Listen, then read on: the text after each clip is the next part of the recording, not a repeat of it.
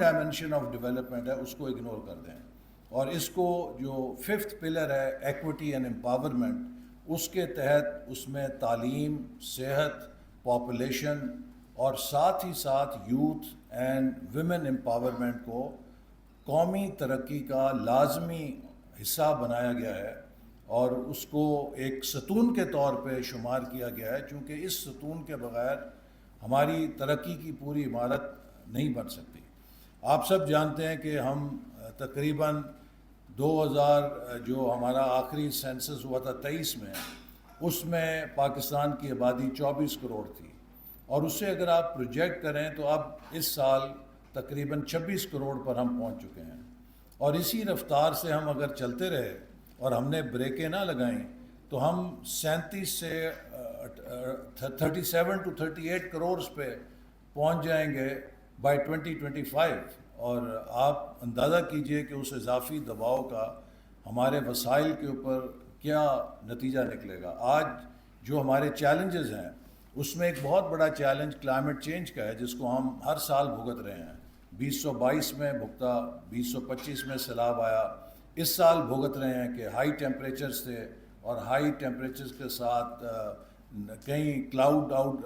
Burst ہو رہی ہے، کہیں کسی جگہ اس کی فلیش فلڈ ہو رہے ہیں، کسی جگہ لینڈ سلائڈنگ ہو رہی ہے۔ تو یہ سارے جو ہمارے اوپر کلائمیٹ چینج کے اثرات ہیں، اس سے براہ راست دو چیزیں متاثر ہوں گی، ایک واٹر سیکیورٹی اور ایک فوڈ سیکیورٹی، اور ان دونوں میں جو سب سے بڑا فیکٹر ہے جو انہیں ڈرائیو کرے گا وہ پاپولیشن ہے، کہ آپ کے پاس کتنے لوگ ہیں جن کی ضرورت کے لیے آپ نے خوراک پیدا کرنی ہے، آپ کے پاس کتنے لوگ ہیں جن کی ضرورت کے لیے آپ کو پانی چاہیے۔ یہ بنیادی زندگی کے اصول ہیں، تعلیم، صحت تو اس کے اوپر آتی ہے، لیکن زندہ رہنے کے لیے آپ کو پانی چاہیے، آپ کو خوراک چاہیے۔ لیکن اگر ہماری آبادی بے قابو ہوگی اور نہ ہمارے پاس اس کے مقابلے میں پیداواری صلاحیت ہے، تو ہم ہمیشہ اس آبادی کے دباؤ میں دھنستے رہیں گے اور کبھی اس سے آگے نہیں نکل سکیں گے، اور ہماری آبادی ہمارے لیے ایک دلدل بن جائے گی جو کہ ترقی کی شاہراہ پہ ہمیں آگے نہیں جانے دے گی۔ تو اس لیے حکومت نے، وزیر اعظم نے نیشنل پاپولیشن کونسل بنائی ہے تاکہ پاپولیشن کے مسئلے کو ہائیسٹ پرائرٹی دی جائے قومی سطح کے اوپر۔ اس میں وزراء اعلیٰ کو شامل کیا ہے، چونکہ یہ ایک ڈیوالوڈ سبجیکٹ ہے۔ ہم صوبوں کی بائن لیں، لیکن وہاں پر ہمارے سامنے جو چیلنج ہے وہ یہ ہے